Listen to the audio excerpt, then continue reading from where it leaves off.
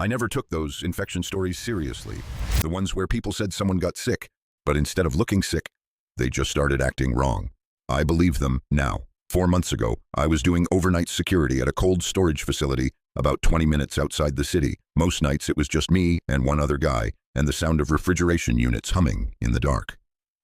Around 1 a.m., my coworker Danny came back from his cigarette break looking completely drained, kept rubbing the back of his hand like something was crawling under the skin, and when I asked if he was all right, he nodded way too many times and said, yeah, in this flat, empty voice that didn't sound like him at all. Then he just sat down facing the wall for like 15 minutes. No phone, no talking, completely still.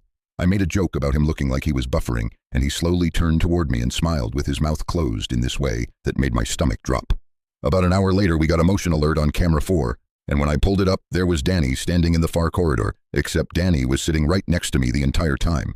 I glanced over at him and he was already staring at the monitor, and then the thing on camera slowly raised one hand and waved. Danny said something barely above a whisper, something like, "It moves quicker once you've seen it." Then blood just started running out of his nose, not a drip. Running, the lights cut out for a few seconds, and when they came back, Danny was gone. The hallway was empty except for dark smears leading toward the back of the facility. Every camera feed froze on the same image. A figure standing at the end of each corridor, same height, same posture, no face, just skin pulled smooth over where the face should be.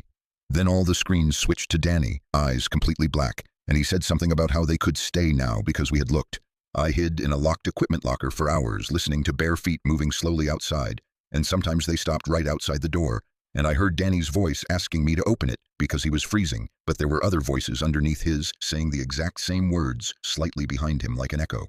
Cops found nothing when they responded. No Danny, no blood, no evidence of anything. He's officially still a missing persons case.